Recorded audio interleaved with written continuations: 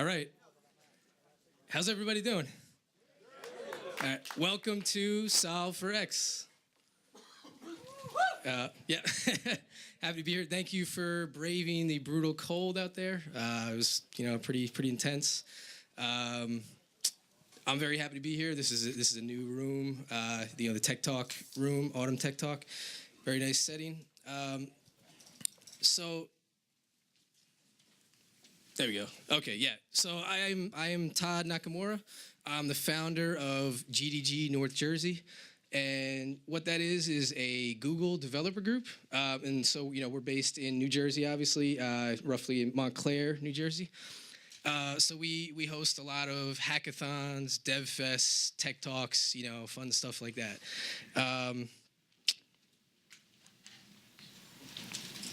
First of all, just want to say very much thank you, Google. This is an unbelievable setting. Little round of applause, maybe. Thank you so much for the venue. They provided the food. I bothered the heck out of these guys for, the last 3-4 weeks.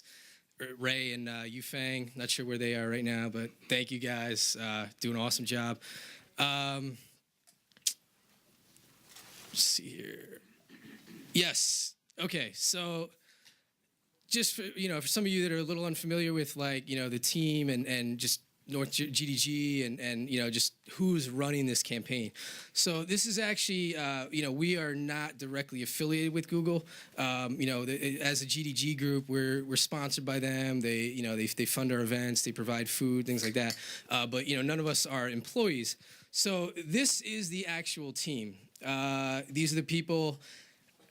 Unbelievable, the amount of effort that these people put into this thing.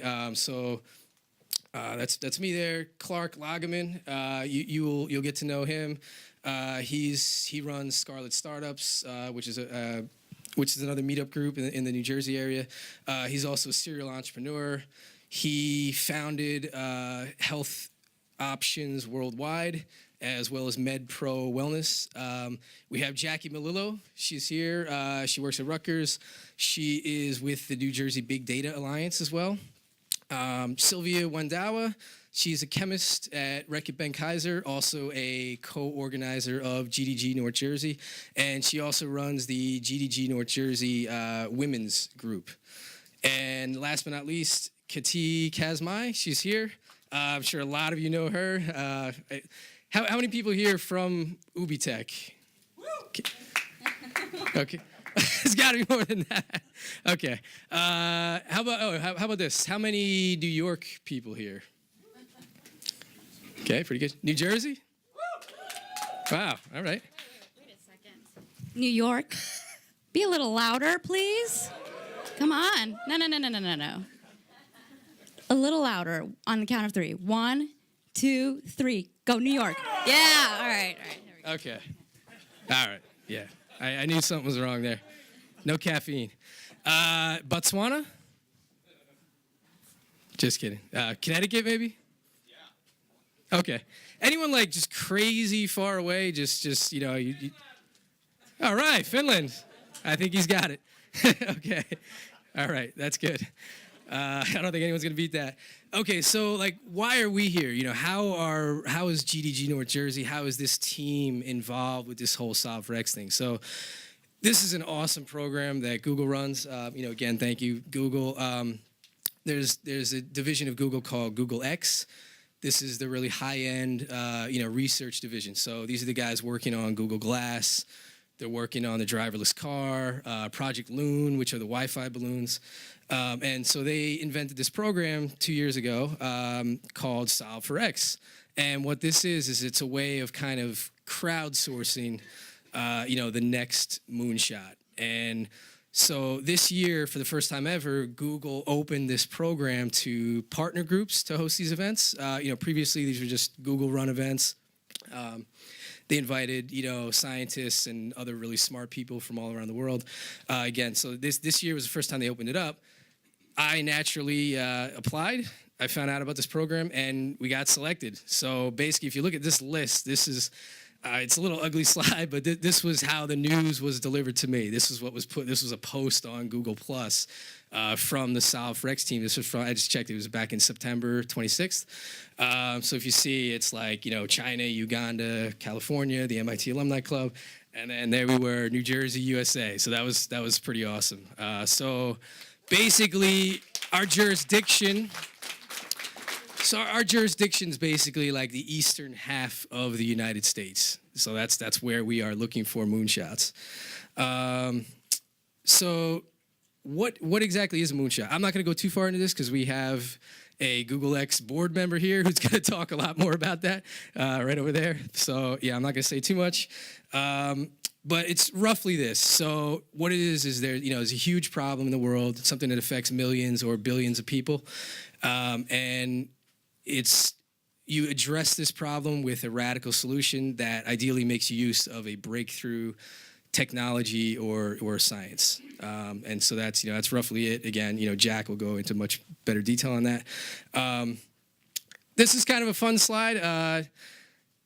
This is actually where, okay, so what you're at right now, I have to explain, is this is the second preliminary event of our campaign. So we're actually hosting 4 of these leading up to the main event at Rutgers. So we had one at Montclair State back on December 11th. This is the second one. We have 2 next week. So we have one up in the Boston area next week. We have a bunch of MIT people there, pretty excited about that. And we have the final event on January 15th at Stevens. So that's what's coming up. And then the main event is back at Rutgers on February 2nd. This is actually a map of where our current moonshots have come from for our campaign. So there's obviously, quite a cluster in the East Coast area, but we actually have, if you look, that's all right. We have one up there, North Pole, Canada. Apparently people live there, something called the Nunavut province. So we actually have a submission from that area, pretty cool. She's going to be at the Grommet up in the Boston area next week. And we actually have a submission from Perth, Australia. And they will be at the Stevens event. So they have a local rep in New York City who will, represent the company. But the company is actually out of Perth, Australia. So I thought that was pretty cool. Oh, yeah, just real quickly. So thank you to our sponsors tonight. Juniper, McCarter, and WIS, all these companies. So, Juniper Networks, software company. Very good supporters of the local tech scene. You'll see these guys at so many of these events. Same thing, McCarter in English. They're everywhere. In New Jersey, you can't miss them at these meetup events. WIS, pretty much same thing. WIS Accounting, great. And we have members of, we have reps from these companies on our panel tonight, so that'll be fun. And this is panel row over here. And Reckitt Benckiser, just added them. Excited about that. So I am now going to turn this over to Kati Kazmai. She's a founder of Videotek and the co-founder and CEO of Xocracy, sorry. All right, thanks, Todd. Hold on one second. Todd is a little modest. He failed to mention that he's one of the co-founding members of Piper, the data compression algorithm. So keep up those Weissman score. All right, guys, thanks so much for coming out. I'm really excited to see everybody come out here tonight. I know that outside the weather is beautiful, and you guys could have been out enjoying it, but you chose to be here with us, and we're excited about that. So I am Kati. For those of you who don't know me, I have a more interesting name pronunciation. And you can find me on Twitter or Google+, or Twitter, or AngelList or Facebook or pretty much anywhere, actually. Videotek. Videotek is a community that started out with a focus on Google Glass. In fact, we were one of the largest communities of Google Glass anywhere, explorers, developers, designers. And we are, when Todd first came to us and asked to partner for the Solve for X campaign that GDG North Jersey was aiming for, we were really excited about the potential to bring the Solve for X campaign and moonshot activity in New York City. But to be honest, I was also a little bit skeptical because, it was a New Jersey organization, and we're from New York. So hey, not that there's anything wrong with that or whatever, but, I'm from Brooklyn. I had to think about that for a second. I'm just kidding. I'm just kidding. But in all seriousness, it was a great opportunity, and we had been thinking a lot about how we can bring moonshots to New York City in our conversations with NYCDC, and this was the prime moment. So let's see. With Videotek, we have now expanded our focus. We care not only about Google Glass, which, by the way, I know you've heard some rumors, but I want to reassure you that Google Glass is here to stay. It's not going anywhere, and in fact, it's only going to get better. So don't buy the rumors. But we not only care about Google Glass, we care about the whole ecosystem. Ubiquitous computing, the technological ecosystem of life, technology everywhere, synced across your devices. This is going to be a game changer for the future, and in fact, it is a growing global trend, if my slide will show us. This past year alone, searches for the Internet of Things grew 2.5 times. Searches for wearable tech grew 3 times. 1 in 5 searches were related to locations. And this trend is going to continue into 2015 with 4.9 billion connected devices in use. That's up 30% year over year. So Videotek is making an effort to support this trend. And you members of Videotek in New York City and New Jersey, are helping to make this happen. So, but what do we care about most here? What is the biggest accomplishment that we can have here in the city? It's growing and making teams that are powerful and are together. Good teams are what make all the difference between the mundane and the amazing, the mediocre and the exceptional. So we're not content with the ordinary. We want you to take a chance and reach for the extraordinary, to reach for the moonshots, to make teams in New York City and New Jersey and solve for X. And we're going to do it together, and we're going to support you in doing it. So we hope that you take some inspiration from our pioneers here tonight who've taken great strides to be here and to be the first to participate in the Solve for X campaign. But you guys are really next, so I really hope that you take this opportunity to take some inspiration from them. So again, on behalf of Videotek, welcome. And one more thing. So we're tweeting tonight, and we're Google Plusing. So we're looking for the top 3 Google Plus posts and tweets, and we're going to be taking tweets in and Google Plus posts until 8 p.m. tonight, and we're offering a little love from the Google Play Store for our winners. So please take time and include our hashtag Solve4X New Jersey, Videotek, and tweet at us, and we hope to share a little something, a little love with you guys tonight. So thank you so much.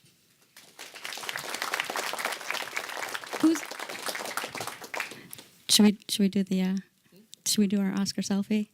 Who's up for a little Oscar selfie? I want to start the tweeting contest off right. Who's up? Come on, guys. A little fun. All right, bring it to the center. No. I need a little bit of energy. Am I going to be the only one? You guys wake up. All right, let's do this. Squeeze in. Anyone? Come on. Somebody jump up. All right, here we go. All right, we got, Here we go. Can you reach? Block is shot there. All There right. we go. All right. All right. Thanks so much, guys. Tough crowd. Thank you. Yes. Okay. So next up, we have a very special guest tonight. This is awesome. Jack Heatery. Need a little practice on pronouncing that name properly. He is a good friend of Google. So he is, he's founder, former CEO of EarthWeb and Dice. the leading IT job board. He actually took Dice.com public.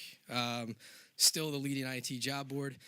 He is on the Google X advisory board. I think I mentioned that. X Prize Foundation board member.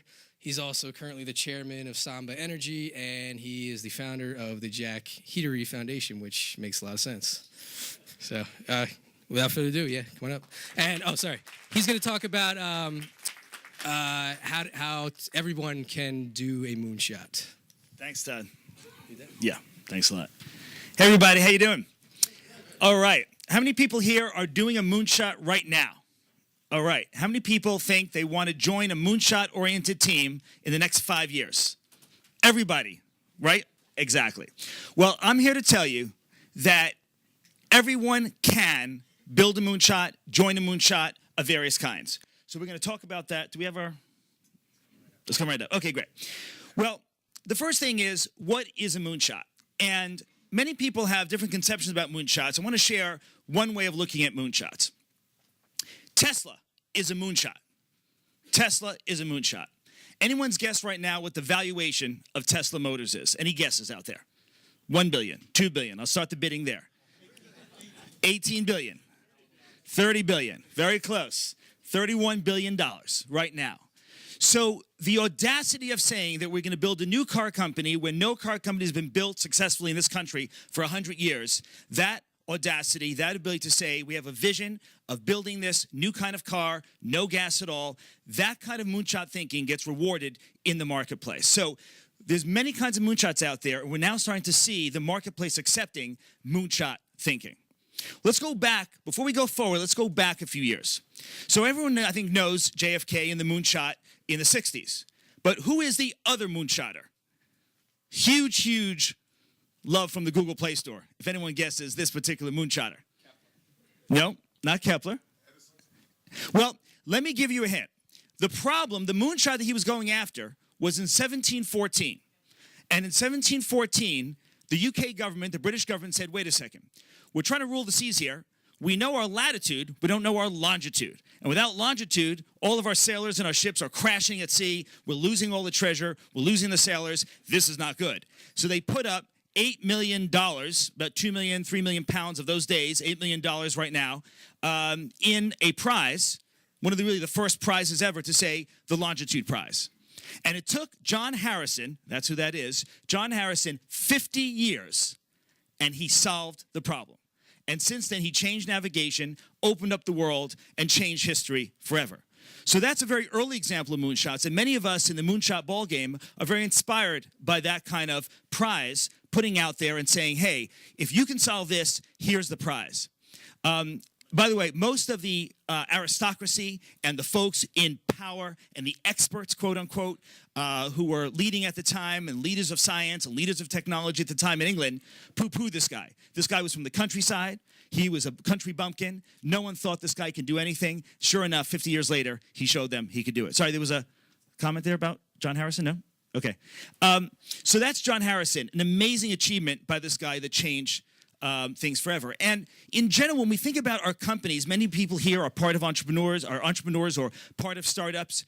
We also want to bring moonshot thinking into that kind of ball game. So Peter Thiel just wrote a book called 0 to 1. I commend that book. One of the things he said is if you want competition, if you're really into being a competitor, open up a restaurant in New York City or London or a place like that. I'll just show you one particular marketplace right now. This is the marketplace of ad tech companies, okay? So if people say, hey, I want to be an entrepreneur, I have a great idea for an ad tech company. I know there's probably some ad tech companies here in this room, but ad tech is a space that is very, very, very busy right now. One of the advantages of moonshot thinking is that you get to play in a space that no one is attempting. And that's very exciting. And that's also, again, where the big rewards are, where the big payoffs are as well. So, moonshot startups, I talked about Tesla. The Google self-driving car. Has anyone here actually been driven in the Google self-driving car yet? We have a few people. So, I've been driven a few times now in the Google self-driving car, or running along Highway 101, 85 miles an hour. It's an interesting question. Can you build a machine that will violate the law? Well, I guess the answer right now is yes, because we went 85 miles an hour. But It was a very smooth ride. We actually veered and swerved to avoid various cars and things like that, and it was a very, very comfortable experience. And now, as you know, it's getting closer and closer to reality. This, again, is moonshot thinking. Solve for X, part of what we're here today. You're going to hear more about Solve for X today. But Solve for X, again, is an audacious attempt to say, let's find the best and brightest ideas all around the world. People working in this solitary garages, labs, companies, any kind of ideas out there. And I commend Todd and the entire team for finding a tremendous number of great Solve for X candidates to put out in front of you today and then on the website as well. X Prize. Anyone here heard of X Prize? X Prizes out there. So what are some examples of X Prizes? Any examples out there people know of X Prizes? What kind of X Prizes out there? Google Lunar Prize, right? So that's a $30 million prize to do what? Do you know? To land on the moon. Luckily, you don't have to land yourself on the moon. You can land a robot on the moon. And if you send back pictures, you get $25 million. You get an extra $1 million if you land within sight of the American flag standing on the moon. So I guess that will prove once and for all if we went to the moon, right? We'll find out when that thing lands. So that's Google Lunar Prize. Any of your examples? What? Qualcomm Tricorder Prize, very, very cool prize. What is that? Do you know what that prize is? Or? I think it's for medical diagnostics. Yeah, exactly. Exactly. So the nearest, the education. Education prize, so $15 million X Prize out there for creating software that allows kids around the world to teach themselves how to read and write instead of having to be taught. So lots of examples out there, and I commend you to go to xprize.org. Oil Cleanup Prize is another very interesting one that has changed the nature of oil cleanup for all the major oil companies. In literally 7 months, this prize, $2 million prize, bumped up the technology by 5x in terms of oil cleanup capacity compared to an industry that's been trying to do that for 50 years. So again, a great example of how this prize mentality, the moonshot mentality, really does big things. Since we're a little pressed on time, I'll run through just a few more examples, but basically wanting to leave you with the idea of solving hard problems. Do people know what Palantir is, a private company out on the West Coast? Palantir, Prue? There you go. Prue brought them to London. So Palantir is a company, a big data company, an algorithm company, a pattern visualization company looking to solve really, really hard problems. They just got an $11 billion valuation as a private company. D-Wave is a company up in Canada solving quantum computing. So again, X Prizes and moonshots can be nonprofits like X Prizes, or they can be for-profits like some of these companies. So the core things I want to leave you with are these 3 or 4 principles. Everyone here can do a moonshot startup. And what I can share with you is that when you do a moonshot startup, people will be attracted to that startup. I know it may sound ludicrous. You may say, well, it's easier for me to pitch someone to join my startup if it's just a plain vanilla ad tech startup or another kind of social media startup or another app. I can tell you from experience, if you start an audacious moonshot startup, for-profit or nonprofit, whatever one, people will be attracted to that. Money will be attracted to that. Resources will be attracted to that. You will suddenly find yourself with dozens and dozens of people around the world wanting to help you. So go after a really hard problem. We're going to hear about some of the moonshots and Solve for X kinds of things people are doing here today, and they're hitting that hard problem factor. Don't think just 10x, think 100x. When you want to think of solving a problem, don't just say, I can make this 10% better than today's technology. Think about 100x, and then even if you don't hit that number, you probably hit a very large multiple of where things are today. And then build a team. And this is really, really a critical point. One of the things I avoid in building teams for moonshots is experts. Experts are people I define as people who tell you it can't be done because they've been in that industry so long, 20, 30 years, and they're like, this is why concrete can't be made in a new way. I think we're going to hear from somebody who has a different opinion on that. This is the reason why buildings can't be built in 2 weeks, a 20-story building.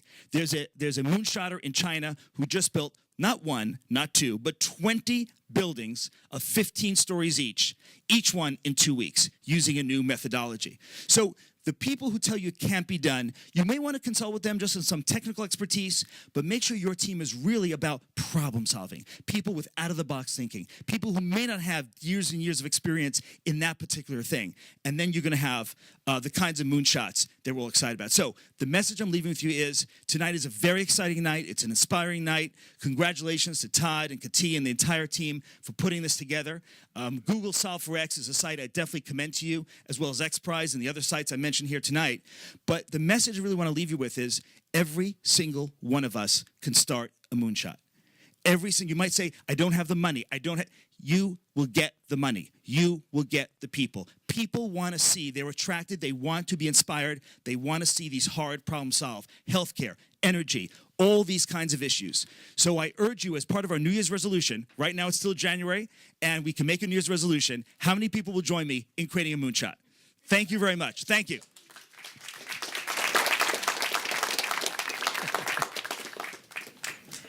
Awesome. That was great. So yeah, we gotta get this thing going. We have a lot of talent tonight, a lot of pioneers. Actually, 7 pioneers, if you didn't see the details earlier. And we have our panelists over here, so I'm going to briefly introduce them. So all the way to the right, we have Katie Rossman. She is with the New York City Economic Development Corporation, right? EDC? Yeah, okay. And she's a project manager there. We have Marco Rodriguez, a distinguished engineer at Juniper Networks. Excited to have him here. Matt Barbieri is the partner in charge of STEM, right, at WIS and Partners Accounting. And we have Clark Lagerman. He's a serial entrepreneur, founder of MedPro Wellness, and also MVP level contributor to this whole campaign. He's He's been amazing, yeah. So that's Clark, and we're basically gonna jump into this thing. So next up is Jackie Melillo. She is the assistant director of economic development at Rutgers, and she's with the New Jersey Big Data Alliance as well. And she's gonna come up and intro our pioneers that we have for tonight. Thanks, Todd. All right, is everyone ready to get this thing started? Yeah. All right, our first pioneer is named Dr. Leonard Flom. He's presently the clinical assistant professor of ophthalmology at the NYU Langone School of Medicine. He conducts ongoing iris, ear, and biometric research of newborns and birth mothers. Dr. Flom is the 2013 inductee of the Inventors Hall of Fame for his 1987 patent entitled Iris Biometrics Technology, and is a consultant to security agencies working with the U.S. and Israeli governments on iris and skeletal biometrics. But tonight he's not going to be talking to you about any of that. He's going to be talking to you about Ebola. So I'd like to welcome Dr. Flom to the stage. Thank you, Jackie. I'd like to preface this first slide, which is my unique technology to kill Ebola in vivo, in the body. I'd like to preface this introduction slide by stating the essential information that will be shown further in this presentation was sent to the heads of NIH, CDC, and World Health Organization at the height of the Ebola epidemic, the first week of August 2014. The technical officer of WHO rejected what is herein 2 weeks later. I never heard from CDC or NIH. So, second slide. It is a truism. It's far more sensible and logical to kill a killer before the killer has a chance to kill the victim. As you can see on the bottom, there have been 16,603 reported cases as of December 17th when I submitted this, with the number of deaths being 615. As of 2 days ago, the very latest figures from January 5th now stand at 20,656 cases, and the deaths now stand at 8,153. That's just in 21 days. This is a killer. Now, in order to kill Ebola, the most efficient and quickest way to do so is with ultraviolet C. As you can see in this picture, the rods are focused on above, and those rods can be removed and placed in different places. Now, in the next slide, how does Ebola kill? The virus isn't what ends up killing you. It's your own immune system. Ebola is a diabolical, extremely sophisticated virus because it surreptitiously tiptoes quietly into the immune system, and a dendritic cell, which is not the same as a nervous system, signals and essentially shuts off the ability to alert the alarm system. Now, the dormant immune system then becomes a facilitator by not attacking, thus enabling Ebola to easily infect all of the victim cells. The volume and number of Ebola-infected cells awakens the victim's cytokine protein molecules to message the human immune system, resulting in an outpouring of excessive, overwhelming number of immune bodies to attempt to kill the virus. It's like 10 different companies from a fire company coming out at the same time.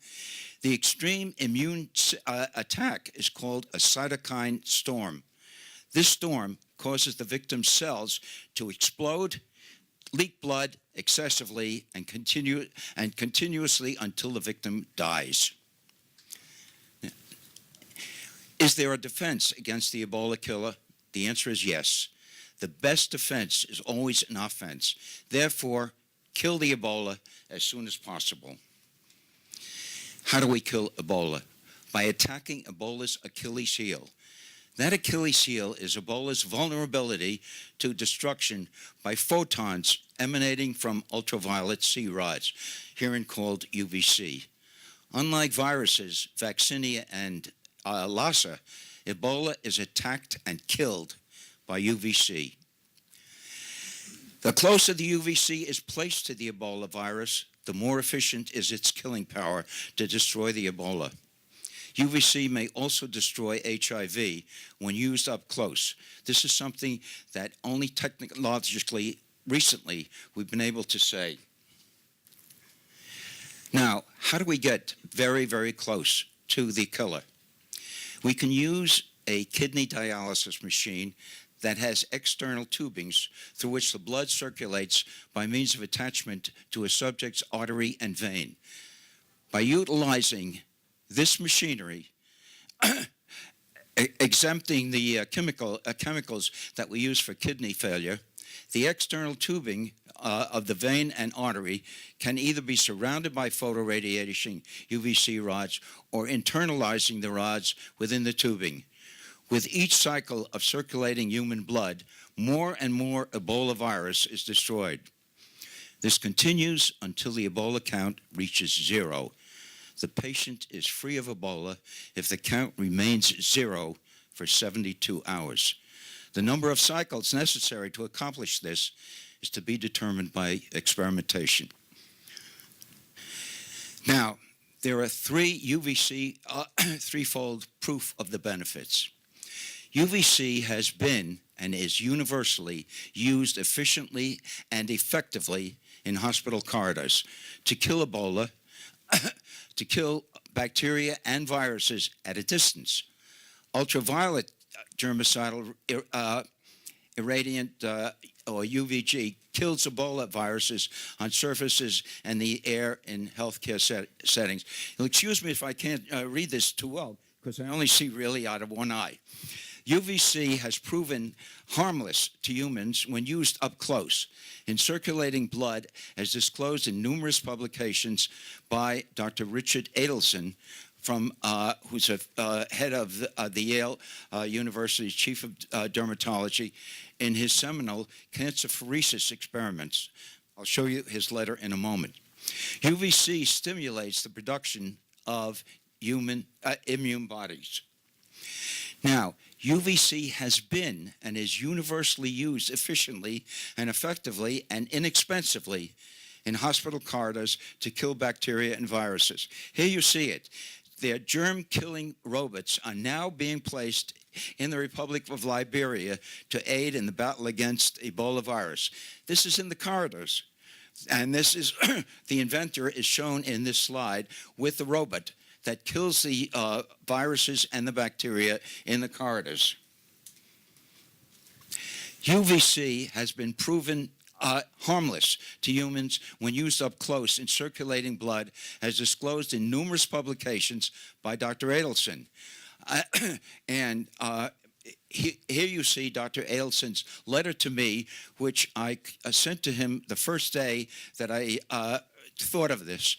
And he says that the idea of photoirradiating blood products with HMOP, which is sorolin, to decontaminate them is a good one. Here is, and he gives me a URL in order for me to follow up on this, but he has done more work as far as up close with UVC than anyone else. Now, UVC stimulates the production of immune bodies.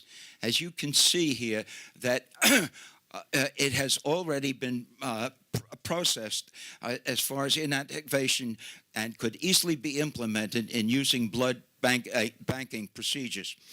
Also, the immune bodies, the cytokine reaction is it's stopped as far as the UVC is concerned. UVC prevents the cytokine reaction. Now, in conclusion, it's an old weapon, and that's UVC photons can now be used in a new way, the same way that we use antibiotics in vivo to supplement the human immune system to kill bacteria. Thank you very much, Dr. Flo.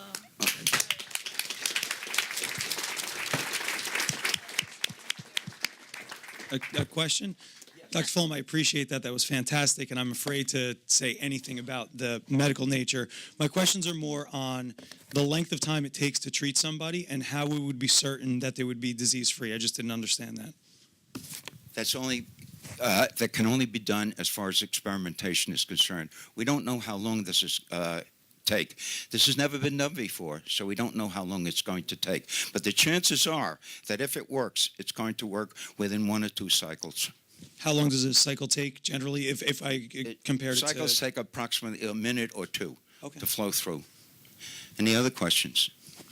Yes, thank you again so much for being here. Really enjoyed listening to your presentation.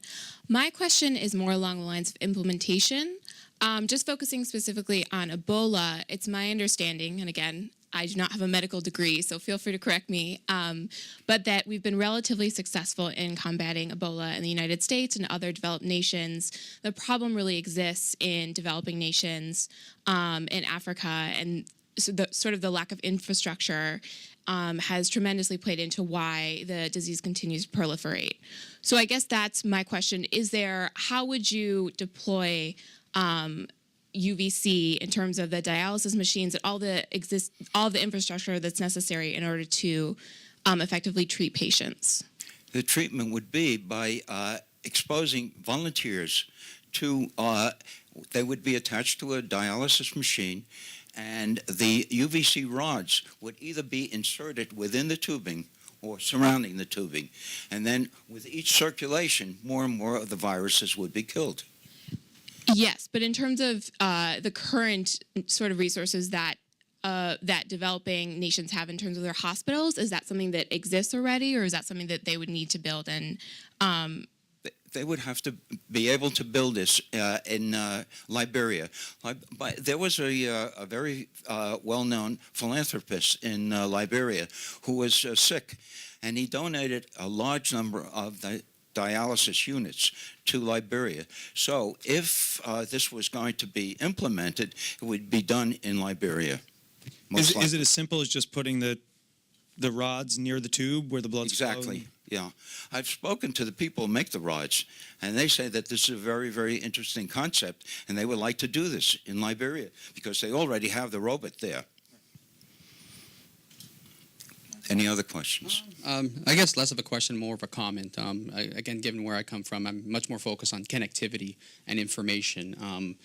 You might want to, at least in the back of your mind, think how to, in order to encourage mass adoption, information is always very important to moving things forward, right? Especially knowing more and more about a certain process or technology. So again, more of a comment than a question is to think about how this process, specifically what data points and metrics you can measure in the process while you're trialing it and actually executing it.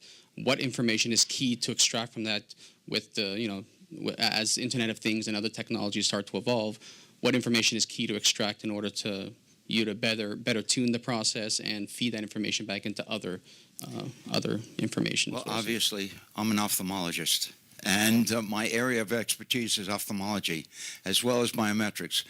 I can't answer your question. Only virologists would be able to give you that answer if they were willing to experiment with this concept. Understood. It was, like I said, it was more of a suggestion than it was a question. Suggestion as to how this should be done? As to just keep in mind as you move forward with trying to move this moonshoot forward, what key information points are going to be critical in order for the success of it, so it encourages mass adoption? I would have to rely on Google in order to do this. Done. Because I can't do this. And the CDC and the WHO, who knew of my credentials, they were asking me to perform this. I don't have access to chimpanzees, and I don't have access, and certainly don't want Ebola. But I this can is give a you one of my suggestion. chimps if you'd like. I can give you one of mine as well. I guess we'll end it with how you started the presentation. You said that you presented this information to the CDC and others, and no one acted. Why do you think they didn't act on That's that? a very good question. I can't answer that for you, but I can tell you this, that if I can read to you what I got from the people at WHO, I understand that there is evidence that the effect of UVC on Ebola and that there is safety data on the use of the UVC humans. However, the current WHO guidelines on required evidence of consideration of treatments on Ebola require that the treatment has efficacy in animal models. It's ridiculous. This is ingenuous, too, because I already presented the fact that this has already been available. Why would they ask me to do this? They can do this. If they were really interested in this, they have the animals and they have the Ebola. They could have done this. So we'll continue this animal conversation later tonight. Thank you again for your time. Welcome. Appreciate it.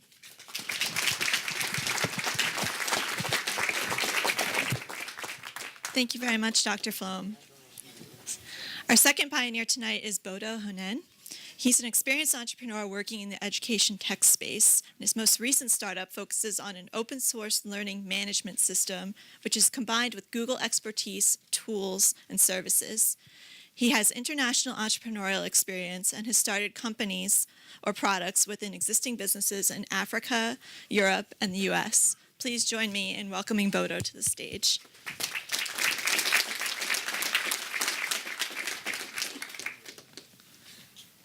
Sorry. No worries.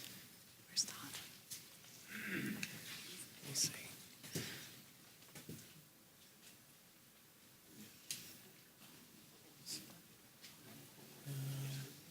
Show me where he's going. Okay. Sorry, guys. Sorry. My bad.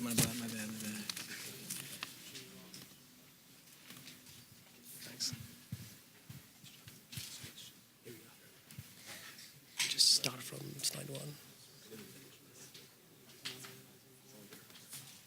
Okay, just go ahead. Okay.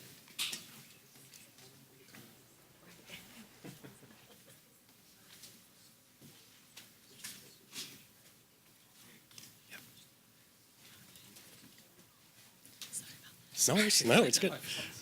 Hi, everyone. So, our moonshot is about teaching the forgotten children.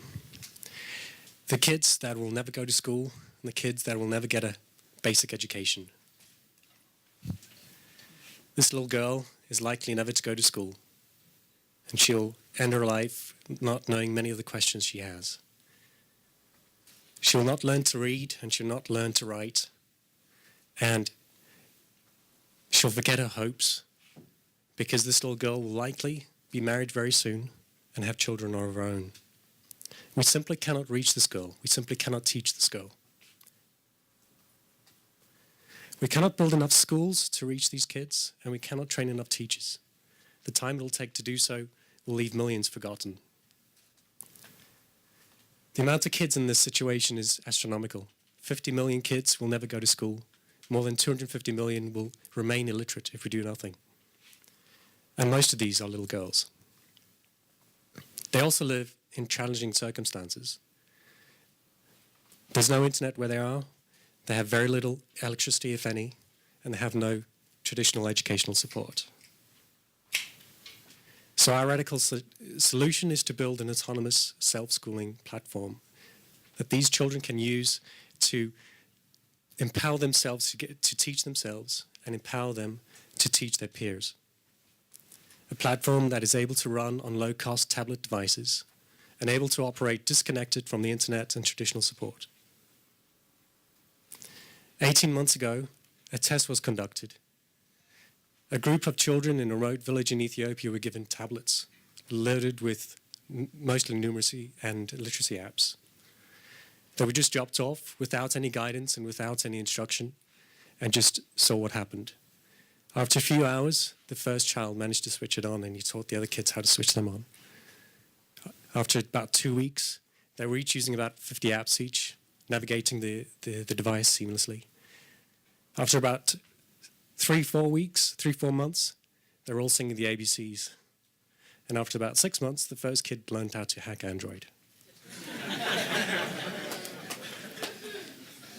We realized that over the 10-year mission of the project, that technology will drastically change, and we're building in line with that. We know, for example, that the low-cost devices we have will be 100 times more powerful. We know that the storage available to these devices will increase significantly. We also know that the cost of these devices will decrease significantly.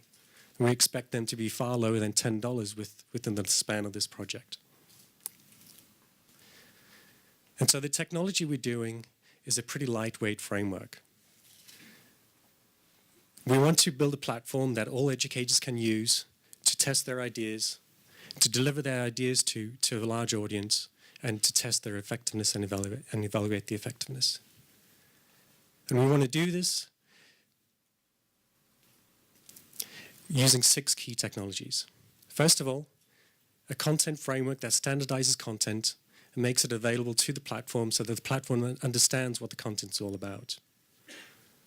Secondly, the on-device data store, which retains all the information about the child, her progress, her data usage, her preferences, her interests, what learning style she's got, things like that. This data is then used by the on-device recommendation engine, which guides the child through the content, and a supervised machine learning loop, which the child and or the educator can then use to review the data and review the logic being used by the recommendation engine. A backbone to much of what we're doing in our approach is mesh networking. We understand that many of these kids will never have a formal teacher, but we also know that these kids love teaching themselves and teaching their peers. And so the platform and the child will have the ability to search the network to find kids that they can learn from and kids that they can teach. In addition, we're providing a very natural interface for these children. We want it to be beautiful, natural, seamless. We want them to be able to have a conversation with the device, ask it questions, and it to provide them the answers. In sync with the recommendation engine, over time this will become more sophisticated. Wrapping this all up, it will have access to a library of content that is based on the connectivity of the device. When it's offline, it'll have access to the device, to the content that's on the device or SD cards. When it's connected to the mesh network, it will have access to any of the information that's within the mesh. And when it's connected to the open internet, it'll have access to an online repository. This framework of technologies will be able to use the explosion of great educational content and provide these kids a mechanism as an automated self-learning mechanism to teach them anything they want. But this isn't really a technology problem. The technology that exists to solve this problem is already here. And this isn't an educational content problem because the content that exists to solve this problem already exists. But much of this content and much of this technology is housed within these closed silos. And so the radical approach we're taking is radical openness. We're approaching everyone and anyone that wants to help us. And we are asking them, let's work on this together, let's solve this problem together, and let's focus on these kids. Several months ago, we started to work on this. A growing group of volunteers working to solve this challenge. 3 months ago, and it was highlighted here, the X Prize announced that they were creating an incentive competition exactly for this problem. And thanks to the X Prize and many other organizations, this challenge is starting to get the attention that it deserves. In a few years, a platform will exist that can solve this problem. In a few years, we will have something that is able to teach these kids, and that's really exciting. Can you imagine what's going to happen when children who have absolutely no access to any education can suddenly start to learn anything they wanted to? Or kids growing up in conflict areas or in areas where open education is forbidden, if they can grow up learning lessons of efficacy, morality, and critical thinking, imagine when they become the leaders of their countries. Imagine, for example, we start to build a platform that works for these kids in these scenarios. Because something that works for them could work for anyone. And that is our wax. Thank you.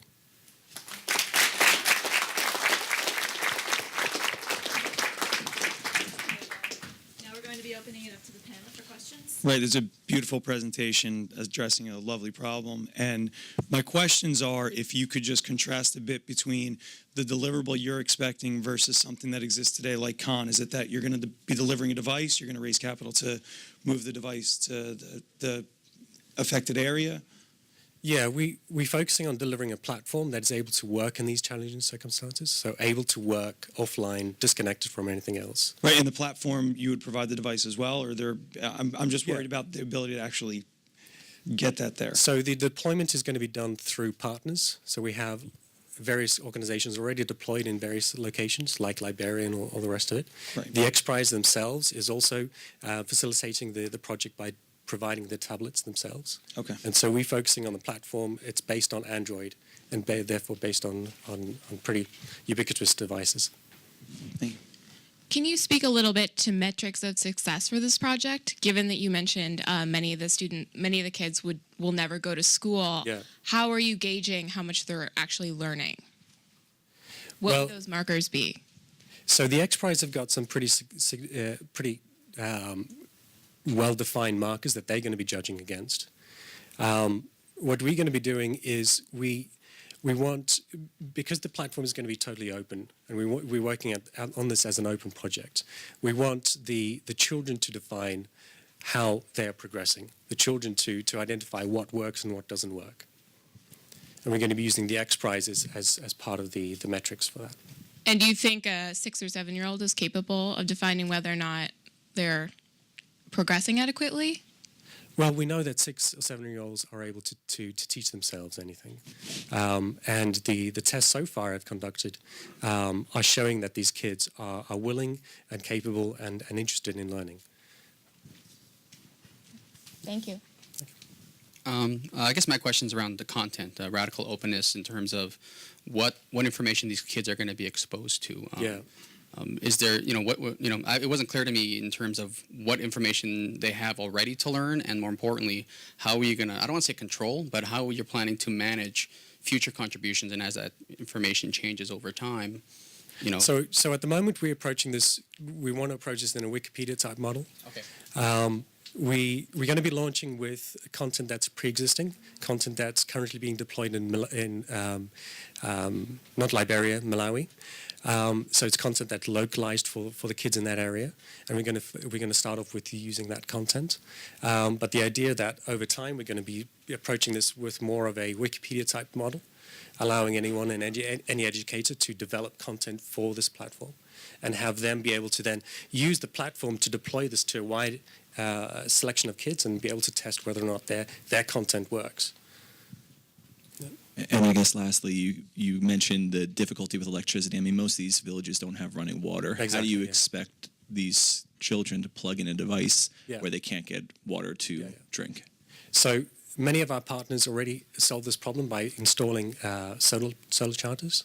The X-Prize themselves are going to be installing solar chargers in all the villages that we're going to be testing out in, and we're going to be approaching it the same way. Great. Thank you, Bodo. One last round of applause for Bodo.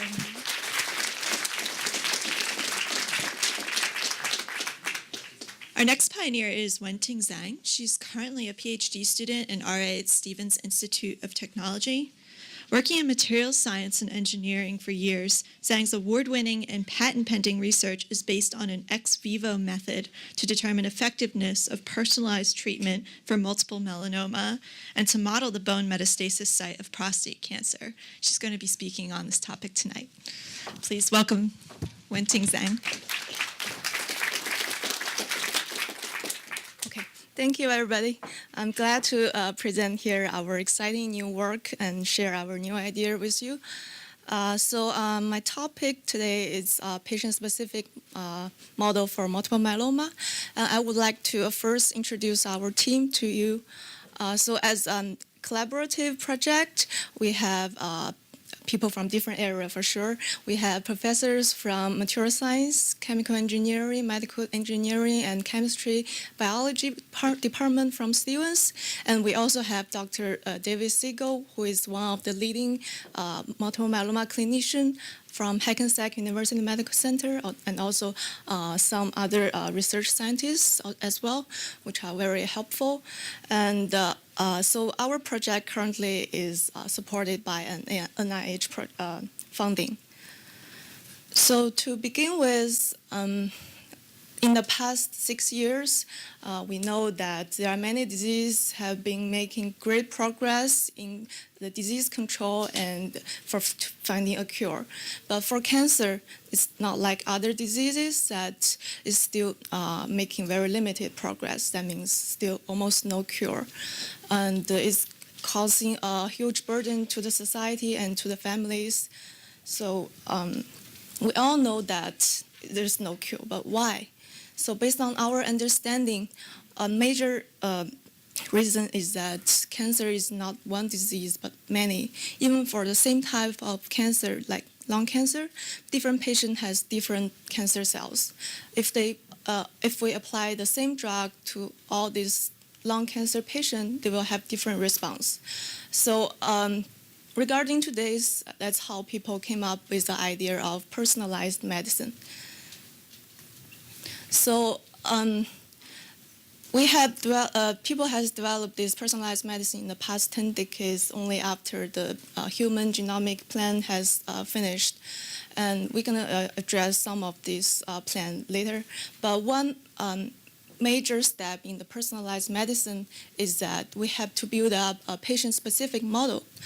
That is for applying different drug combination and regimens to those patient-specific models, and then we can read out different drug efficacy for specific patient.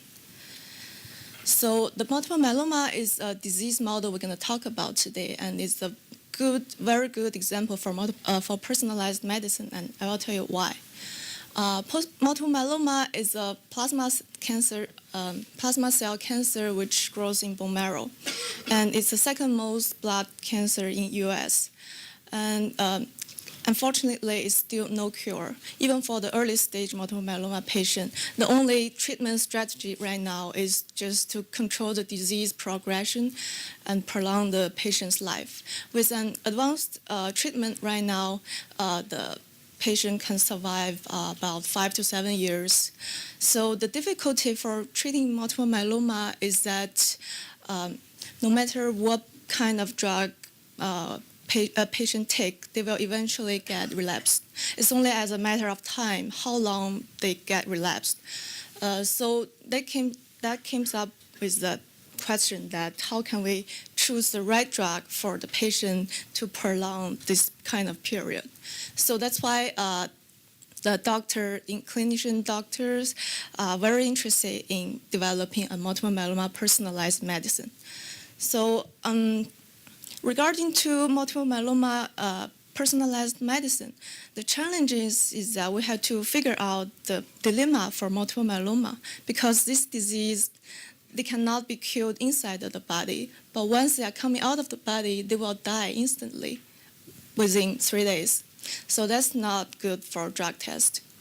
So we have to figure out how to maintain and expand multiple myeloma outside the body. So right now, there are mainly 2 ways to maintain primary human cell outside the body.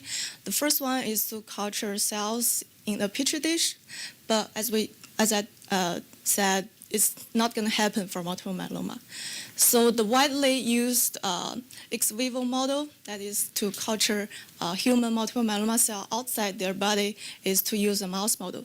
That is to we take patient sample out of the human body and then inject them into a immunodeficient mouse, and then we test. We can know a lot of multiple myeloma biology from this, but when it comes to the drug test, this mouse model fail more often than not.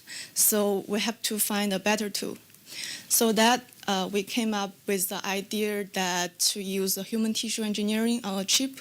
That is, we have to use primary human cells, and we have to reconstruct tissue microenvironment, which include the primary cells interactions and the nutrition, growth factors, and all the mechanical force.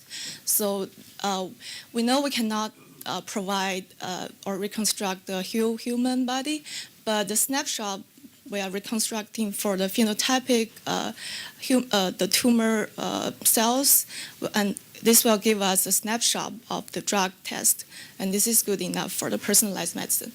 So we know that multiple myeloma will grow in the bone marrow, so we are trying to reconstruct every element in the bone marrow microenvironment. That is to include all the bone marrow cells and the bone cells and the growth factors, everything. So what we do here is we first reconstruct the bone structure in a microfluidic device, which include the dynamic environment, and then we get patient bone marrow biopsy and label them in order to distinguish them from the bone cells, and then we can culture the bone marrow cells directly onto the pre-made bone tissue, and we succeeded. So this technology has been patented and published on a journal paper, and we have won New Jersey Hall of Fame, Inventor Hall of Fame. So this is a picture showing that the red cells are bone marrow cells, mostly multiple myeloma cells. They are growing happily in the pre-made bone cells, which is the green cells. So this is data showing that after 21 days, the multiple myeloma cells are still growing, expanding in our in vitro model. So we test 7 days and 21 days for the expansion, and we use CFSE and the flow cytometric technique to test the expansion, and we tested that they can expand up to 5 times. So this is a good proof that we can really expand them. And this is a video. Unfortunately, it cannot play today. So we've take some time to find out that osteoblasts, that is the bone cell, that is a very critical element for this in vitro model to maintain multiple myeloma cell ex vivo. And this is another proof that they really attach to osteoblast. So this is how we plan to do the personalized medicine. We basically take the patient's bone marrow cell out of the body, and based on the pre-selected drug, we test it on the tissue sample, and the doctor will read based on the readout and select the most effective drug. So this is our. Thank you so much. I'm sorry.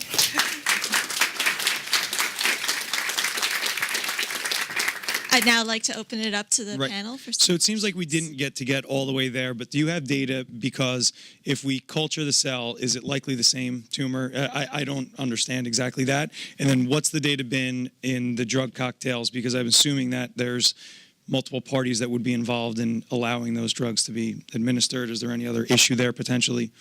Yeah. That is a good question. That is the question we're going to address next. Because firstly, we have to conquer the difficulty to expand and maintain the multiple myeloma cell ex vivo. If we can do this, that is the proof that we are recapitulate the in vivo environment. That is, we are recapitulating all the critical environment for them to survive. So our next step is to test by drug test. So we have to compare parallel to use the same drug to test the patient ex vivo model on our model, and then compare this if they have the same effect as the patient take in vivo. So doctors will guide mostly on this comparison. So we are focusing on the this model reconstruction. Right. Would that be the way to market, to go to the doctors and get them to prove for standard of care? I could just to understand how we would actually get it there. Yes, basically yes. Okay. Yeah. So doctor will tell us how to make this very clinical relevant. What are some other challenges that you foresee in bringing this to market, and how do you plan on addressing them? I think the difficulty is that it takes time for us to validate this model, because multiple myeloma it's a chronic disease. It takes time for the disease to progress. So we want to see from different time point if we take a patient sample out of the body at time 1 and test them, and then after some kind of period we take them out again, maybe the phenotype will change. So because the cells are in a different environment, so I think we have to take we have to know how long this phenotype can be kept in our the model.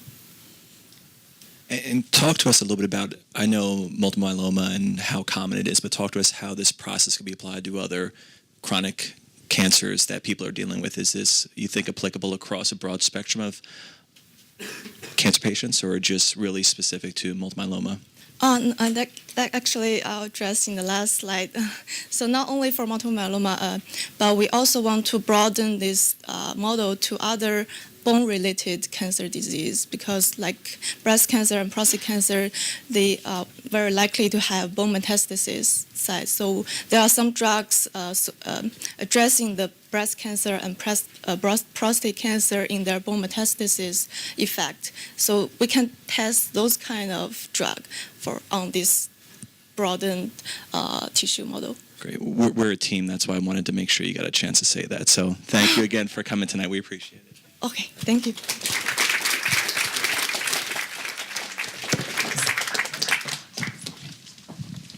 Great. Thank you so much, Wen-Ting. Our next pioneer is Dr. Richard Ryman, a distinguished professor at Rutgers University. He is focused on the discovery and development of green manufacturing methods for the production of ceramics in order to provide sustainable solutions to significant technological and environmental problems. He envisions a world where all people can access and implement sustainable technology, which is going to be the topic of his talk tonight. Please join me in welcoming Dr. Ryman. Thank you very much. Just waiting for my slides to get queued up. So one of the things I want to emphasize is I'm going to present technology to you that can engage all walks of life. Whether you've graduated high school, college, gone to graduate school, or never went to school at all, there's a place for everyone in this technology, and that can create jobs. So going to the second slide, what I got is a toolbox. And this toolbox is going to empower communities and businesses to create infrastructure in the form of materials, energy, sanitation, as well as reclaiming land. So when I talk about energy, we heard how important having electricity would be. This is going to provide electricity. So what's the problem? The problem is that countries that are out there now that are modernizing are using outdated, unsustainable technology. China is a great example. 50% of the concrete made in the world is made in China using really outdated technologies where coal is firing the materials. And if you've been to China, you know that you probably have to take a shower about twice a day to get all the soot off your body. And if all the countries out there feel entitlement to their turn to pollute the atmosphere, we've got a big disaster coming. So what we really need is sustainable, portable, scalable technology that can be used by communities and companies. So whether we make money at it or everybody pitches in to get it done, this technology is going to do it. And we have two materials that are going to drive this. One is going to be concrete and the other is going to be trash. And trash is going to have a totally different meaning if this vision can be carried out. Let me explain why. First of all, concrete is not cement. Concrete is a mixture of cement, sand, and gravel. It's made at high temperature, and there's a huge amount of energy that is consumed as a result of it because it's the second most consumed material in the world next to water. This technology is responsible for producing up to 10% of the global CO2. And we all know that greenhouse gas, global warming is an issue. Regardless of whether you believe in climate change or not, there's no merit to making more CO2. And then from the trash side, us Americans are gluttonous. We create about 3/4 of a metric ton per year per person of garbage. And only 1/3 of the total garbage produced in the U.S. alone is recycled. The rest of it goes where? Into the landfill. So what if every country in the world had a turn at doing that? We have a tragedy in the making. Such as modernization. So the opportunity is to put together two proven technologies. First of all, one of the technologies is an invention created by my research group at Rutgers, and I call it carbonate cement concrete, or C-cubed. And what C-cubed can do is we can take minerals straight out of the ground and turn them into a cement. Okay, and I forgot to bring them up on stage. I'll bring them up later, but I've got samples to show you. I've got rocks I've taken from New York State, and I've turned that into a cement without ever heating it. All I have to do is dig it out of the backyard, crush it up, and expose it to CO2. Okay, so that's another cool thing. This stuff loves to eat CO2. We no longer need water to harden the cement using this technology.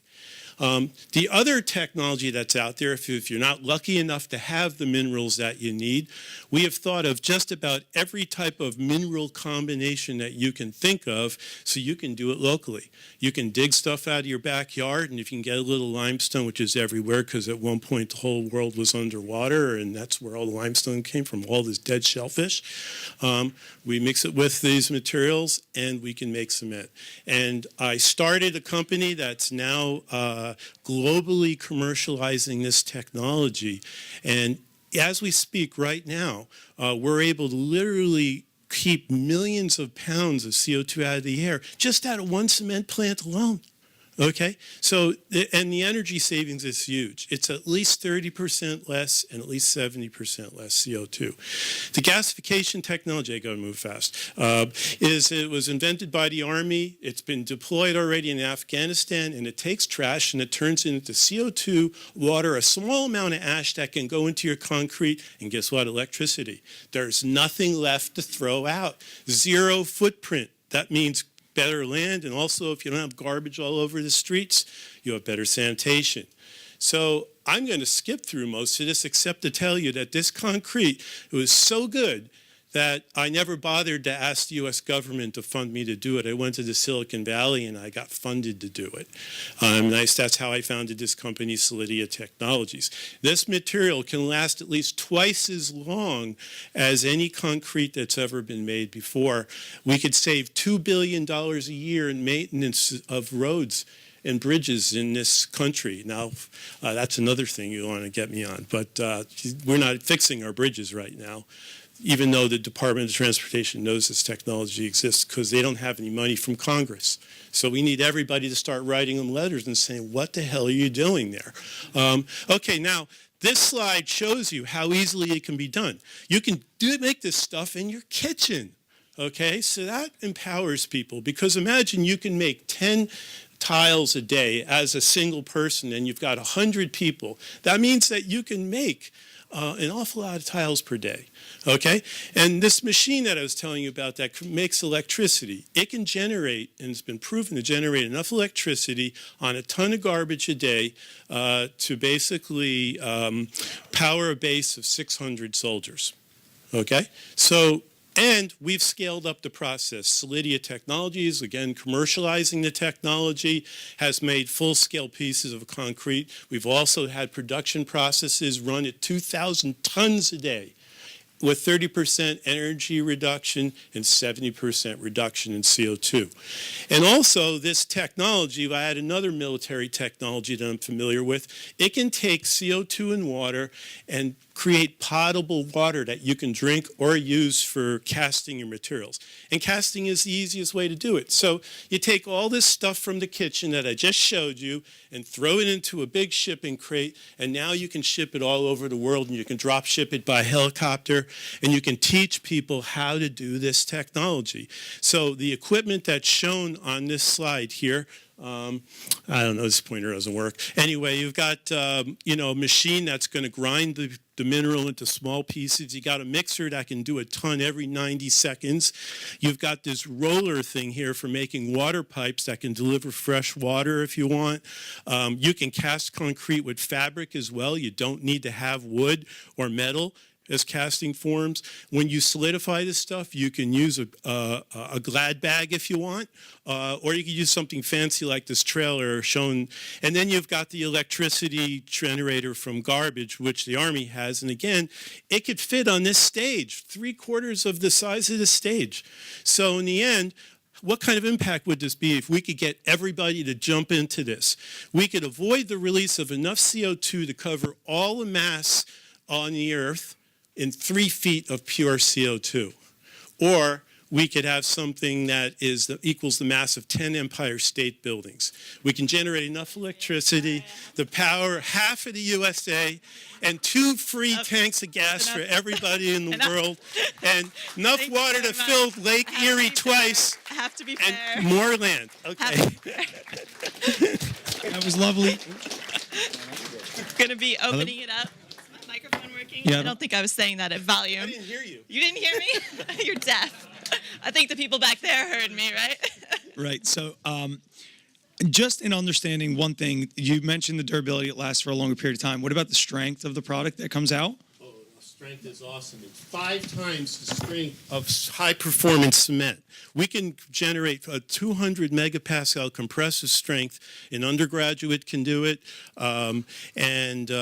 Ordinary cement is on the order of about 30 megapascal, high performance of 50 megapascal, and we do 200. Right. So now in distribution, just the secondary question of the useful life of the product, how long does the machine last? Is it subject to significant maintenance? That's where a lot of the work has to go in. We have to see how reliable these machines can be, how much automation can we actually input, given that you're in the middle of nowhere. Right.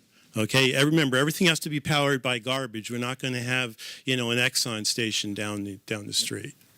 Thank you. I just had a question around, has there been any thought around the health implications of this? What I mean is, the garbage being used. Are people going to go around looking for garbage because now garbage is the next commodity, as like gold and silver? I would love to have that happen. People are planning to use it at home in their backyard, or those kind of things. I think people will make those decisions for themselves. But to build one of these machines, which the Army calls Tiger for TGER, Tactical Gas to Energy Refinery, that's going to cost a bit of money. But it's going to be a lot cheaper than shipping things out to people who don't know how to be self-sufficient. And also, by the way, I've got ideas for agriculture and a whole bunch of other things to make things work that can actually run off of this technology. I just don't have the time to get into it right now. You only have 8 minutes. Right? That's right. And I had a hard enough time getting it in with this, and that was just the concrete part. So my question is, one of my favorite TED Talks of all time is Simon Sinek's Law of Diffusion of Innovation. So this sounds like the greatest thing since sliced white bread. Why aren't more people using it? Where are you on that innovation curve? Is it just mostly being used by the innovators or early adapters? How far do you need to go before we hit that spectrum over? Okay, so no offense to anybody that's in politics or in financing, but most of those people are lemmings. They want to see everybody else going first before they go. I can tell you because I just raised money for my startup company, and I had to literally beg for that. They wouldn't even allow me to raise the value of my company on the second financing, and we met all of our goals. So, I love hearing that, money is going to follow the crowd, but I haven't seen it yet. And that is a real shame because we're getting stuff done. I'm not doing IT stuff, and that's what they don't like. They want 1,000-fold increase. I only did 6-fold, But the number of jobs that I could create will blow away any IT. Because there's over 40,000 people that work in the concrete field in the United States alone. And right now, the Canadian government's giving me money before the United States money has. And they're going to spending $1.7 billion in the United States to create the Future Gen plant that's going to put 100,000 tons of CO2 under the ground. In Canada, we're going to do it in 6 years for $13 million. And I can't get the DOE to listen to me. I've gone to the President's Office of Science and Technology Policy. They love what I have to say, and they say, go ahead and build, excitement for us, and when you've got, an army of people behind you, come back.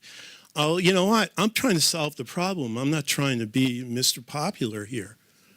So I would like to understand this better this crowdsource idea and how to do that, but if I spend all my time learning how to do that, then I can't get this problem solved.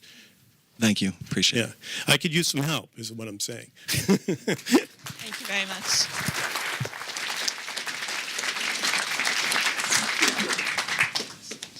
Excellent. Next up, we have Dr. John Culp, who is the CEO of BioLeap, Inc. He received his PhD in electrical science from MIT. Dr. Culp has played a leading role in 7 successful business launches, including Symbolics, Inc. and Locus Pharmaceuticals. In 1985, he filed the registration for the first commercial.com domain name. Fun fact. Today, his moonshot is entitled Massively Scale Molecular Engineering for the War on Drug-Resistant Microbes. Hope you enjoy his presentation.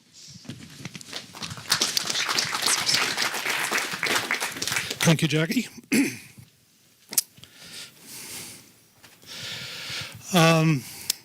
The emergence of drug-resistant microbes is viewed internationally as a major healthcare issue. If we don't cope with these superbugs and have treatments for them, this is going to go from a serious problem into a disaster. And that's why so many people are commenting on this. President Obama just recently this past fall issued an executive order to try to coordinate all the departments in the government around this issue and around this problem. But at the end of the day, we've got to come up with drugs to deal with it, and that's what I'm going to talk about. Where this concern comes from is that the incidence of these drug-resistant strains are individually becoming more prevalent among a given species, but in addition, more species are becoming drug-resistant. So you got this double whammy, and this is where people are really concerned. At the same time, the rate of introduction of new antibiotics is declining. So one hand, we got the problem getting worse. The other hand, the solutions are getting less. This is a cause for concern. The societal cost right now is rising, and it's really really a big problem that of the 2 million infections we get every year in the United States, half of them you get from hospitals, from going into the hospital. It's horrible, and people are dying. I have a little anecdote that one of my colleagues had a 21-year-old healthy daughter who went into the hospital to deliver a baby. She picked up one of these infections. They couldn't treat it. 10 days later, she died. And The baby was healthy, but it was a tragedy. So this isn't just hypothetical statistics. This is real pain. So there are many mechanisms for bacterial and microbial resistance, but at the end of the day, they all boil down to the fact that when the genes of the bugs mutate, that results in changes in the three-dimensional structure of the proteins that get expressed by those genes. And when those three-dimensional structures change, the ability of the drug to stick where it was doesn't stick there anymore because the structure changed. And so in this picture I have here, the gray surface there is the surface of a protein, and this is MRSA, a very familiar example. So the red gets changed to the green, and the drug no longer binds there. So the question is, how do we find drugs that bind to the proteins in ways that are insensitive to particular details? Over the last 10 years, my company BioLeap has been developing a molecular design methodology we call ligand engineering. The word ligand in this context refers to small little drug molecules that stick to big biomolecules such as proteins. That's what a ligand is. So the basic concept of ligand engineering is that you define a set of specifications in detail of how a drug molecule needs to bind in order to inhibit the function of the protein. Then you design custom molecules that implement those specifications. And the way we go about that is by coming up with maps of chemical building blocks and how those independently interact with the protein. And then we knit them together, link them together to make molecules. And then when we're done with that, we evaluate and prioritize them with comprehensive simulations. Unfortunately, my video doesn't work here. Video interoperability is not a problem that's been solved yet. So how do we apply this in the drug resistance context? Well, we would simulate fragment maps on a variety of different mutations and then use that information to design the drugs. So what's the problem? I mean, this sounds great. It sounds like we can do it all. Well, the problem is it's too slow. This is basically a manual process. The ability to comprehensively search for solutions, we can only search for a few. And the second biggest problem is the fact that, well, this is great that this has been available to my company, but it's not available to the broader community, and it really needs to be if it's going to have more impact. Alternatives to this that have been traditionally used are what's called high-throughput screening of existing compounds. The problem is that the chemistry represented in that existing set of compounds has to be close to the final answer or it's not very useful. And all the low-hanging fruit has basically been picked there, so for these problems, it's not really working. Another method is getting fragment information, chemical fragment information from experiments, and that actually works pretty well. It's just very expensive. It's about 100 times more expensive than doing it computationally, so it doesn't scale. So our moonshot, if you imagine 1,000 infectious disease researchers that had 1,000 times more compute power applied to the ligand engineering, that would fantastically expand the ability to search and find these solutions. Now, where does this factor of 1,000 come from? Well, I have this idea called compute impulses, which is the ability to have a huge amount of computation for a very short amount of time. And this is what you can now do in the cloud that you could never do before. So it's at 100,000 cores or more for 2 days. And that buys us time. That's this really significant thing. But we haven't got the software to exploit this yet. And that's our fundamental problem. It's like I said, this is a software problem. It's an engineering challenge. It's not a scientific one. We don't need scientific breakthroughs to make progress here. But as I mentioned before, we need to make this available to thousands of researchers. We could use web technologies like OpenGL and WebCL and things like that to make molecular design software that just goes to any web browser. So the impact of this, again, nature is running ahead of us. I mean, its evolutionary process is extremely powerful. So how do we keep up? Well, we need to move faster, number one. Number two, we need to slow nature down. And the way we slow nature down is by finding ways to attack the proteins and whatnot that it's very difficult for nature to mutate around. Not everything is as easy to mutate around or get past as everything else. So we need to use tricks like that. If we can enable thousands of infectious disease researchers to have this kind of capability to much more effectively target and get compounds, thousands of lives can be saved, and the future threats that are coming down the road, we will have some tools to attack that. And I would mention, lastly, that this does apply more generally to other types of healthcare problems where mutations are at the core, like drug-resistant cancers and orphan diseases, subpopulation, personalized medicine, and things like that, all of which have in common the fact that specific protein mutations are key to the issue involved there. So thank you very much.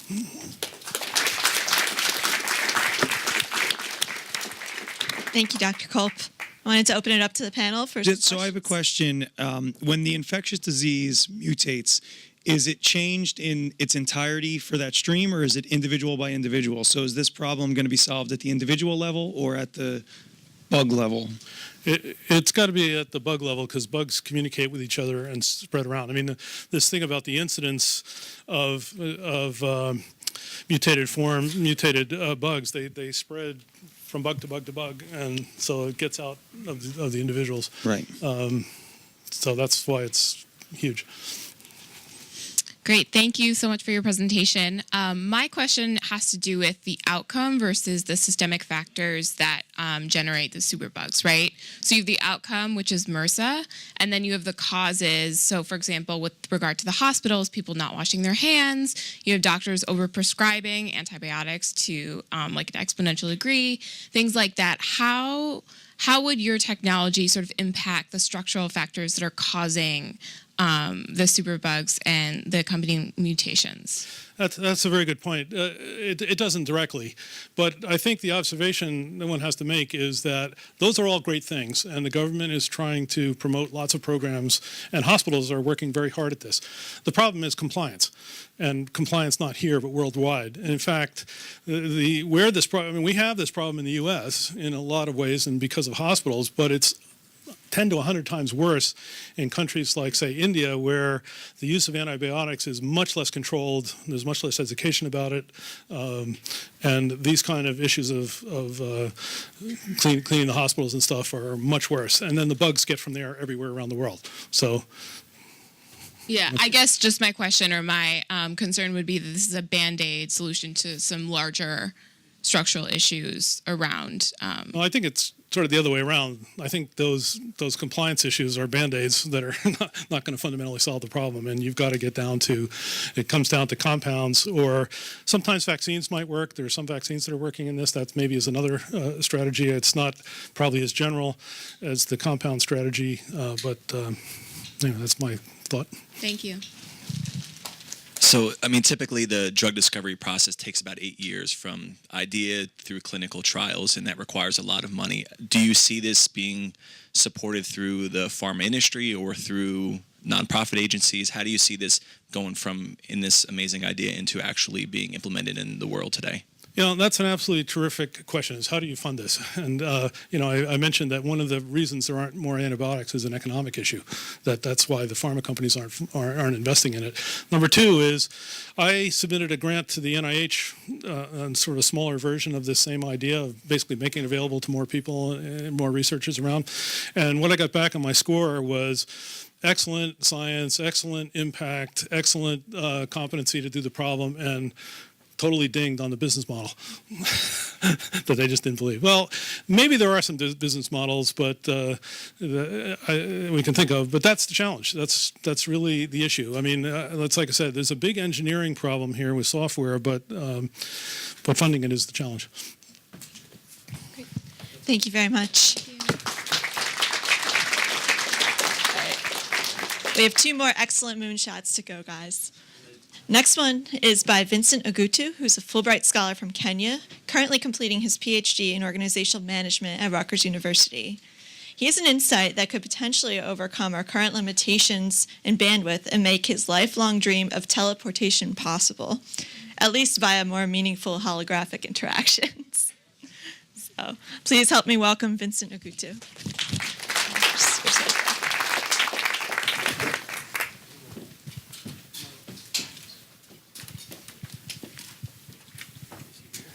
Well, most of you have probably seen Star Trek, and you're familiar with this scene.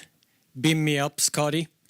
And if you've flown out of JFK, LaGuardia, Newark recently, had to remove your belt, your shoes, empty your pockets, you might have preferred this means of transport.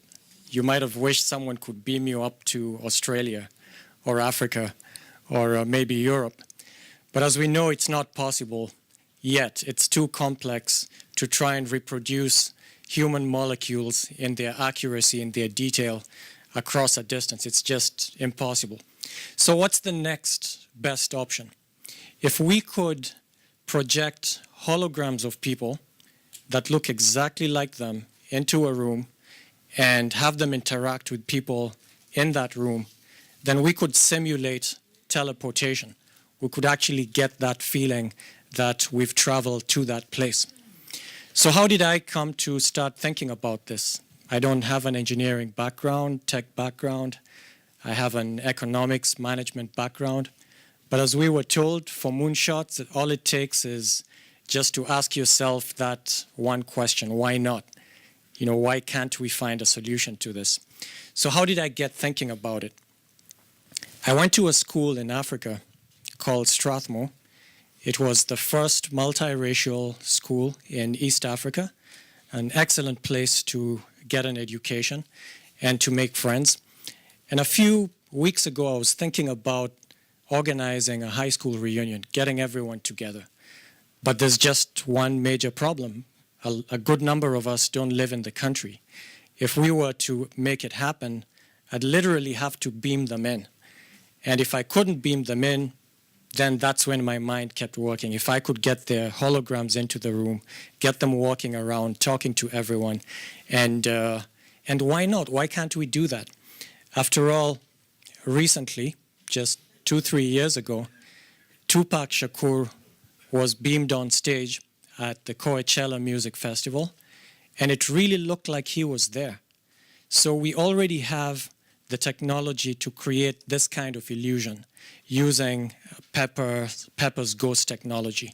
And if we have the technology to make someone appear to be there, we have the technology to capture movement, like with the Xbox Kinect recently, 4 people at a time, you can capture that. Why can't we do this? The main problem is that it's very different to try and capture information in a room and project it in the same room as to try and send the information across the internet. We have a serious bandwidth problem. You're sending a ton of information. It's very hard to do that. So that's the major thing we have to overcome, and that's where my contribution comes in. So I started thinking, how do we overcome it? The obvious solutions are expand the bandwidth, so infrastructure, or compress the information better in order to send it across. But then I decided to think a lot differently than that and say, is there another way of rethinking this issue? And so I thought, maybe we're sending too much information. We don't have to send it all. A lot of times when you're video conferencing or streaming, you're sending information to a buffer and then you're playing it off of the buffer as you keep downloading more information. But a lot of the information in the buffer is being downloaded over and over again. The first time we captured your information, we had all your visual characteristics. Why do we have to keep sending them over and over again?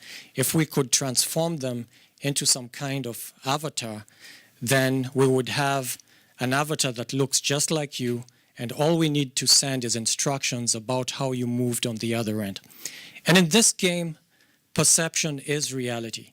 When you receive a phone call, you're not really hearing the person on the other end. You're just reproducing the frequencies that that person created when he or she spoke on the other end. And so with an image, if we can reproduce what you did on the other end and make it look exactly the way you did it, then we've succeeded. We don't have to actually capture everything you did and transmit all of it across. We just need to capture the movement itself, send instructions in the form of vectors of crucial parts of your body, make those vectors interact on the other end with your avatar or hologram or pre-downloaded visual characteristics, and reproduce the movement on the first end. As far as you're concerned, it's the same thing. That's what you're seeing. So we're sending too much information. We could solve this problem by thinking about it differently. I'll give you an example. If you take a single point on your face, say the tip of your nose, and think of it as a lever that you can operate. You move it up or down. No matter which direction you turn your nose in, your whole face and head will move in the same way. So we don't really have to send information about every single part of your head. We just need to capture one point, track its movement, send the instructions about that one point, and the software on the other end will understand that the entire head needs to be moved. So again, we're reducing the problem of sending the information to just sending vectors, which of course will be transmitted faster than text, which is transmitted faster than images and sound. So we're changing the problem and thinking of it as just sending numbers and making the numbers do the work. We also don't need to send information about the entire body. We just need to track movement. So if a part of your body is not moving at all, then the instruction on the other end is keep things as they were in the previous frame. Don't move them at all. Just focus on the parts that are moving. And another way to speed this up is to form a kind of hierarchy of the different kinds of movements and prioritize them. Which ones do we really absolutely must get across? Is it the head movements, the eye movements, etc.? And then the others could be at a lower hierarchy. If the bandwidth permits, we'll send them across. If not, we'll start with the most important. And so that way, we will still beat the system. And some of the advantages are that you don't have to reduce quality on the other end. You don't have to reduce the definition just because the bandwidth is smaller. The definition's already set at maximum from the first time, and you just interact with it the entire time.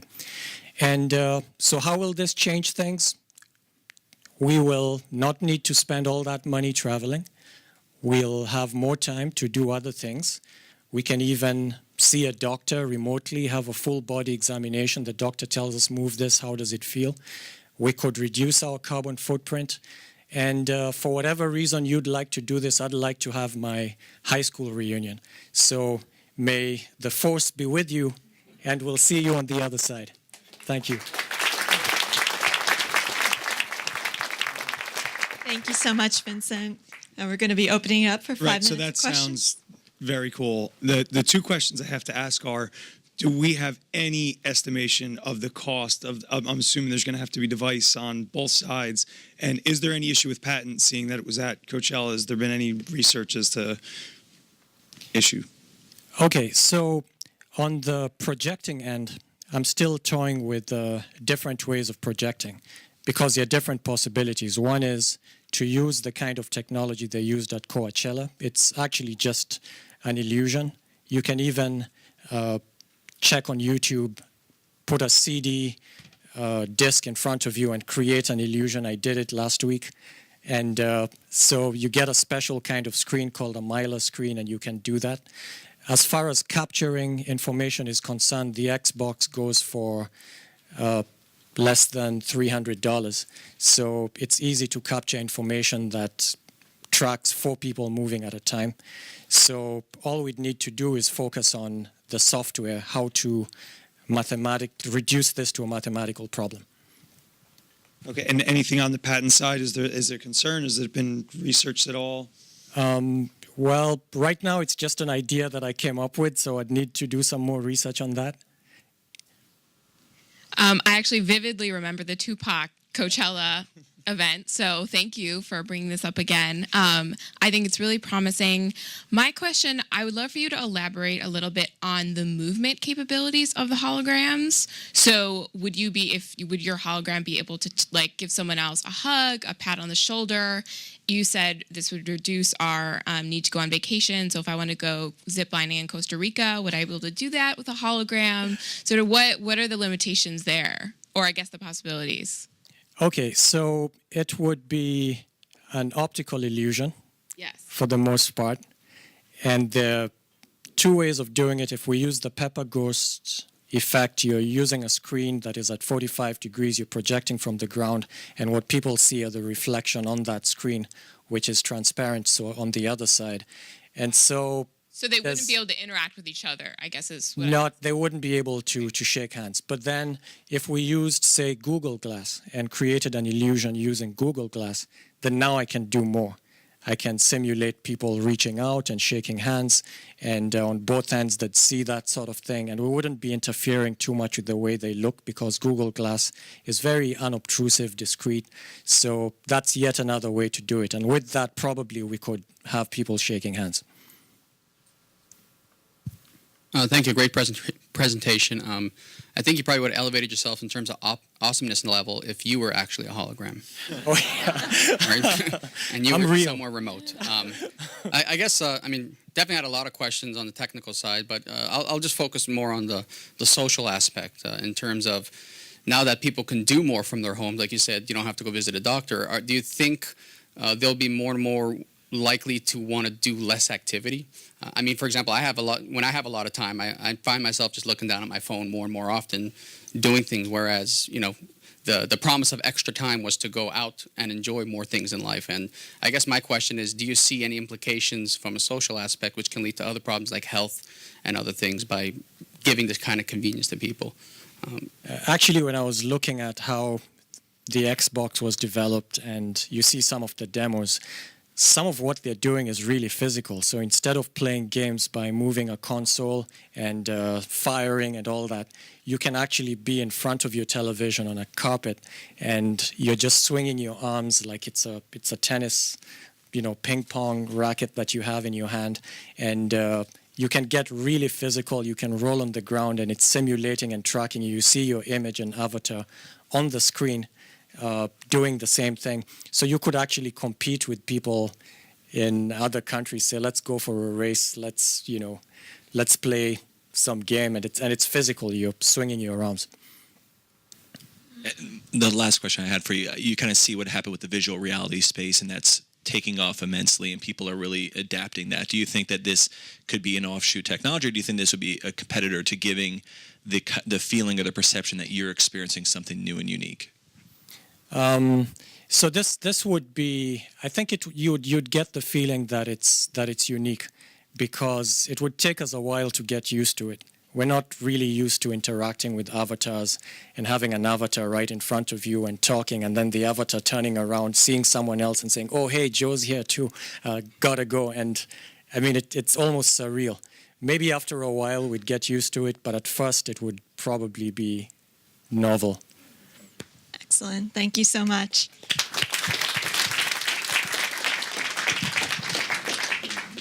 All right. Last but not least is Dr. Norberto Guzman. He holds a PhD in biochemistry and has worked for medical institutions and pharmaceutical companies, including Mount Sinai School of Medicine, Roche Diagnostic Systems, Hoffman LaRoche, and Johnson & Johnson. Tonight, he's going to be speaking to us about a portable instrument that can identify early warning biomarkers of a disease. Please join me in welcoming Dr. Guzman. Thank you. Well, I've been working in an instrument with the hope that we can have specific biomarkers to be able to have a diagnostic before you can have the symptoms. So we have problems in the United States today. There are many diseases that are still misdiagnosed. We have a significant number of laboratory tests which are incomplete or they have limited information. And worse than that, some of this data is wrongful. So with this information, we also will have the wrong way of treating a patient because we are going to have inappropriate treatment. So it's also difficult to accurately predict the evolution of the disease and the output of the treatment, how is going to be the therapy we're giving to you correct or not. So also the cost is high. The tests are very high. So we limit the possibility of a patient going to visit a doctor and have more tests to be done. So also the diseases are silent. We are inside the body sometimes 10 years, like in cancer, for instance, and we have no idea we have that disease. So the advancement of medical technology yet is not reachable to everybody. So what can we do for this? Of course, we can have a comprehensive panels of biomarkers, which are indicators of normal biological processes, of pathogenous processes, and the pharmacological response to the therapeutic intervention. So biomarkers should be accurate and will be safely detected to identify a disease before its symptoms. Biomarkers should be predictor of the course of the disease and the outcome of the treatment. And biomarkers should be cost-effective, frequently measured, and accessible to everybody. So what are the facts? At least 12 million people in the United States are misdiagnosed. Yes, in the conservative way, between 20% and 80%, we miss the diagnosis in the first place. There are medical errors leading to permanent damage and death for more than 160,000 people. And we have adverse reaction to therapy in many places in the United States. Now, what about the cost of the drug? Has been going anywhere from $100 to more than $30,000 for 8-week treatments. So this is almost 50,000% increase in the last 2 decades. So totally, we have now that in the last 10 years, the cost to the social system has been more than $1 trillion and is going in the direction of $4 trillion. So my goal is to have this instrument using the very advanced technology to be able to measure basically the needle in a haystack, substances that exist in the body but are such a small quantity, difficult to be detected. So the body is always in a constant balance. We have to have an homeostasis. Everything is very well synchronized. Everything is well connected. The moment we disrupt this, we have a problem. So even if you are an Olympic champion, you will have a disease. So my goal is to be able to incorporate all of this beautiful technology that exists today and bring it to the clinic. So we have to build more bridges. That's what we need. More instrumentation and more tools to be able to have this panel of biomarker for diagnosis, prognosis, the appropriate treatment, appropriate management of disease, and hopefully more effective. So we know that if the disease is discovered in the very late stage, chances for survival are minimal, and the costs keep increasing at the family level, at the personal level, and of course to the society for a number of reasons, and one of those is the lack of detection method. Let's assume that you have diabetic type 2, and we were able to have the diagnosis for diabetic. By the time we do that, up to 50% of the cell function is completely lost. So this function starts almost a decade before the patient is diagnosed with this disease. Now, chronic diseases, especially what we call cardiovascular diseases, cancer, respiratory, are killing millions of Americans. More than 130 million Americans suffer from inflammatory diseases. 7 out of 10 people die of chronic diseases, and more than 40 million people die in the world for chronic diseases. So if we're able to have more biomarkers, let's assume here, for instance, if the glucose is elevated, and on top of that, we will have the measurement of glycosylated hemoglobin. Not only will we have the diagnostic, but we will have the prognosis, how the disease is being evolved through the time. And now we know that type 1 diabetic is an autoimmune disease. So if we're able to have these autoantibodies measured in the very early stage, we should be able to have a risk projection.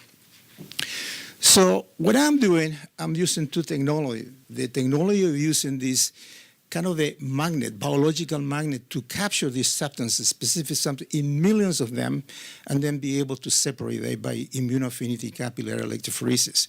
So today, there exists this technology in a monodimensional system. And what happened is that if the antibody or any other affinity ligand that has been immobilized capture 1, 2, 3, or 4, you have a total signal, all of them together. In the technology that I'm working, you have another dimension. So you can capture, even if there is cross-reactivity, but you can separate every one of them. So you have more options. You can separate, detect, identify, and characterize every one of them, especially if you hook to a very sophisticated spectrometers like the mass spectrometry. So this is the instrument.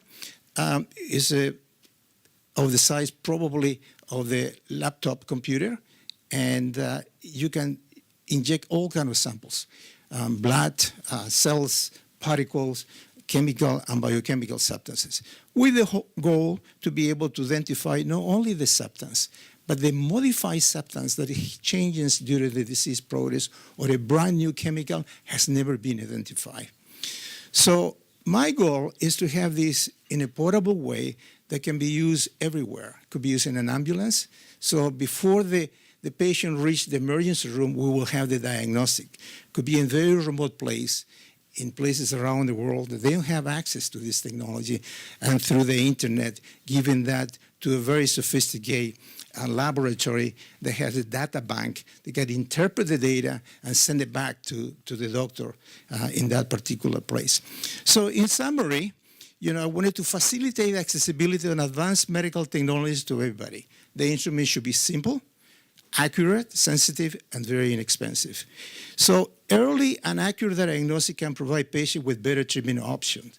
The access to good quality diagnostic tests for all diseases should contribute to reduce the cost that many societies are doing this, especially with chronic and infectious diseases are the major causes of death. Early and accurate detection of disease aims to avoid misdiagnosis, prevent unnecessary pain, disability, and have better medicine.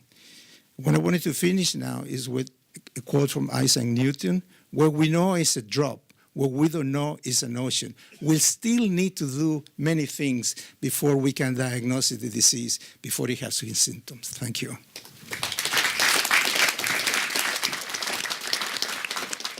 Thank you very much. I'm going to open it up to one last Q&A session. Sure. So is this is for use in preventative care as well as in acute care? And how long does it take for the acute care if I'm in an ambulance for the results for an analysis? The goal is 20 minutes. Okay. From the moment you put the blood there to the moment you have the data. Is there a wider use for this then from a standard point of care when I'm... Well, I'm focusing in the health problem, but you can see the quality of the environment. Right. Okay, you can see the quality of the food we're eating. We can see almost anything because, like I said to you, it measures particles, cells, subcellular particle, virus, bacteria, almost anything. So even if you have a disease, which is an infectious disease, I can identify by this. Thank you. I'll pass for now. There you go. I'm not the last one anymore. So traditionally speaking, like when you do like pharmacogenomic testing and even some of the lab results, 20 minutes is pretty fast. I mean, how far away do you think we are from that being something more of a standard of care is part one to the question I have. Well, I've been working for 20 years in this project, so it's not new. I have several publications, several patents, and I have a prototype. And people now are trying to do this all over. There are other publications from other laboratories. So we have data to prove this. The fact is, how can we have more biomarkers that has not been yet identified, so that in a single injection of urine or saliva, you can have the diagnosis. My goal is to have this in the home of every individual, like a laptop, the way that you have your computer at home, put your saliva, and you can press a button, get all this electropherogram, and then send it to the internet. So, I mean, it sounds like 23andMe. How would you compare that versus what 23andMe is doing for the... Well, it's not the same. This is a two-dimensional. You're talking about genetic tests in which they're amplifying the system and get a mutation, for instance. Okay, this could be anything. Could be a gene, a carbohydrate, could be a protein, could be an ion, could be all together. So, and it's going in a sequential mode. So you can have one injection of urine, 20 milliliter, for instance. In each one of the analyte concentrator, you should be able to have different biomarkers. And then in a sequential order, you identify. So you can have, in addition to what many other companies are doing, pieces of DNA or pieces of transfer RNA or proteins of peptides, modified system, all together in a simple package. I think what Clark, though, is alluding to with regard to what is the 23andMe. 23andMe is that, so the similar, I think, problem that I see is that you are enabling access to a ton of data, but then what do you necessarily do with that data, right? So if someone is in their home and they see that they have high levels of dopamine or something like that, what are the next steps? Or even doctors, right? How do you envision them using this? Well, this is connected, like I said, to the internet. Once you have the data, go to a central laboratory. The central laboratory have a data bank of millions of people.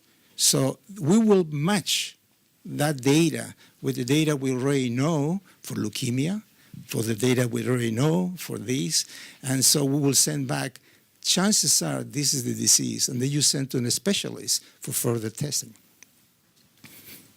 I'm just assuming then a lot of that data will be anonymized, right? From a security and privacy standpoint, things going over the internet and things go into the cloud. There's going to be a lot of concerns with this information being out there. So I'm going to assume once it gets to that point, security will probably be paramount.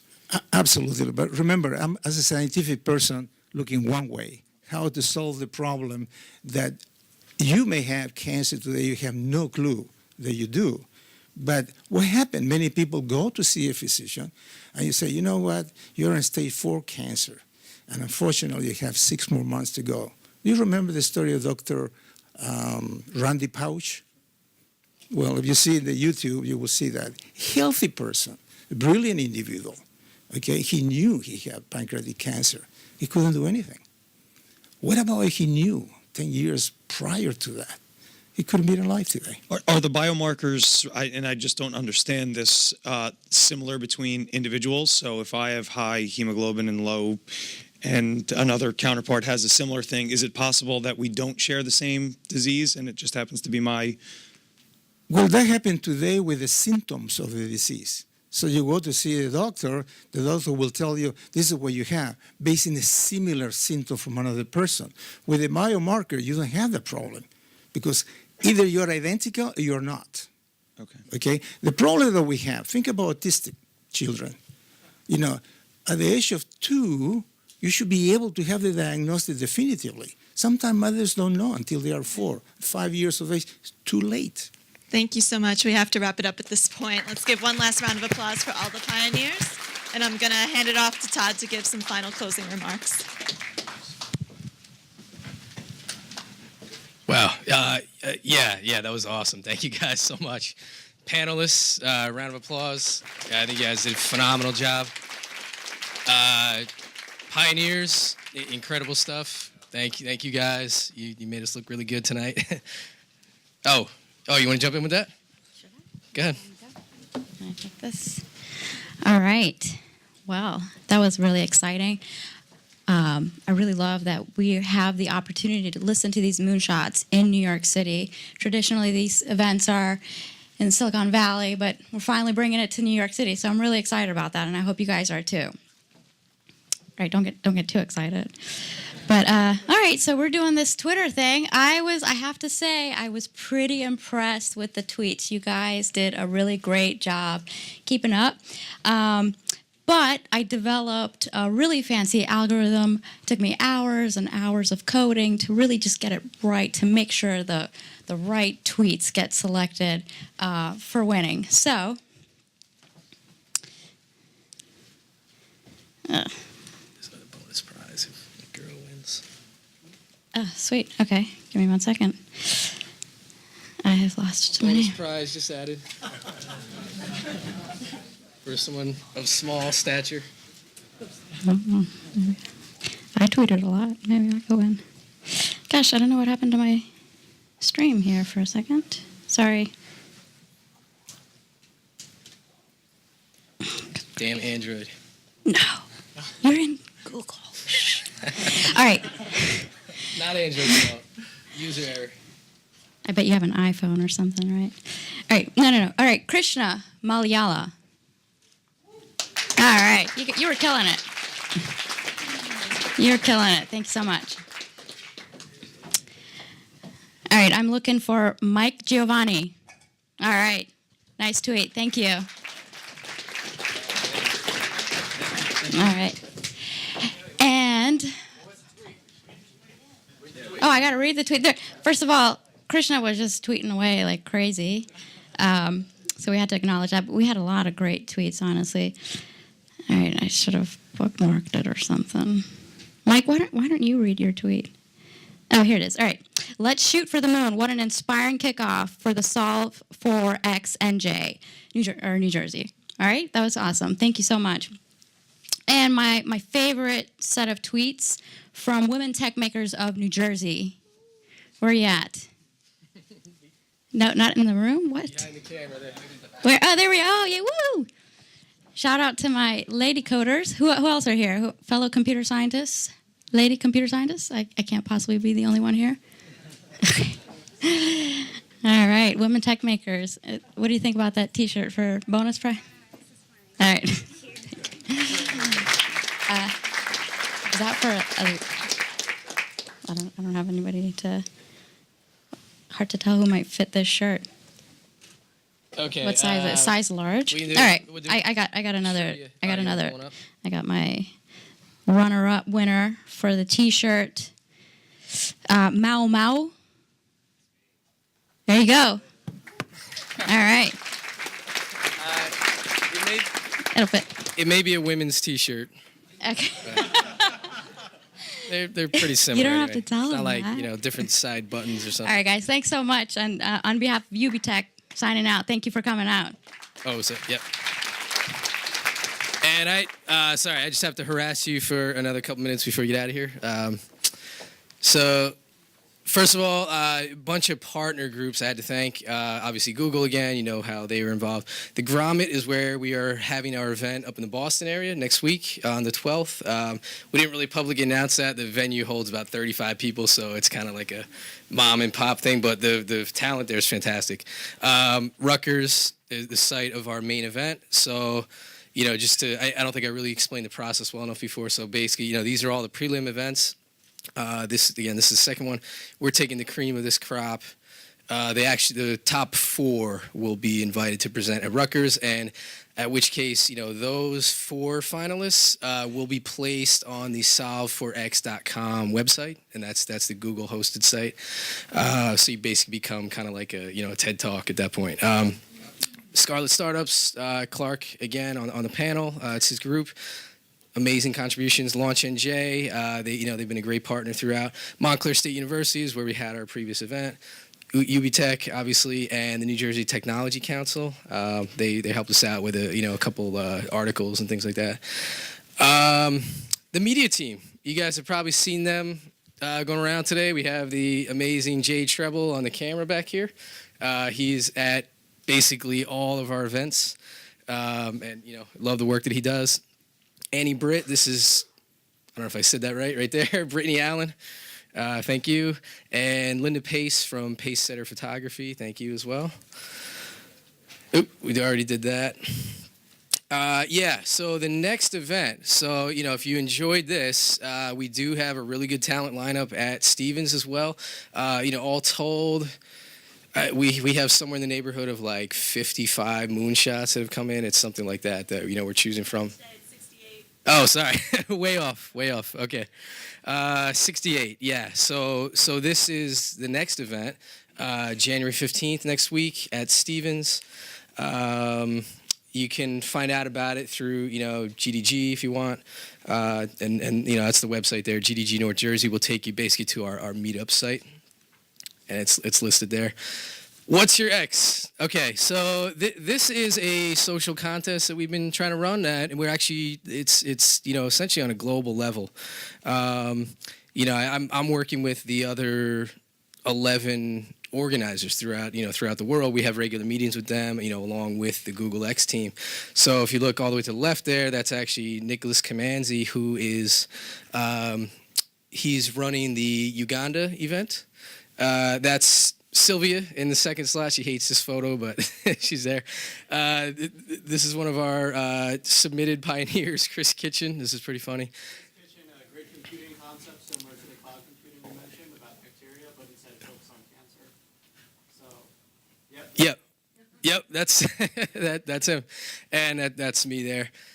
This is another photo. This is a little collage of stuff that we did at the Montclair State event. So I'm actually going to ask you guys to do a little flash mob thing here. If you can just do a quick participation. Everybody just, if you could stand up for 1 second, you don't have to do it, but I mean, I think it's fun. Just, the idea is to make your body like an X. So it's like, what's your X? So you want to get like a good kind of, like, the symmetry there, like, the opposite leg with the opposite arm.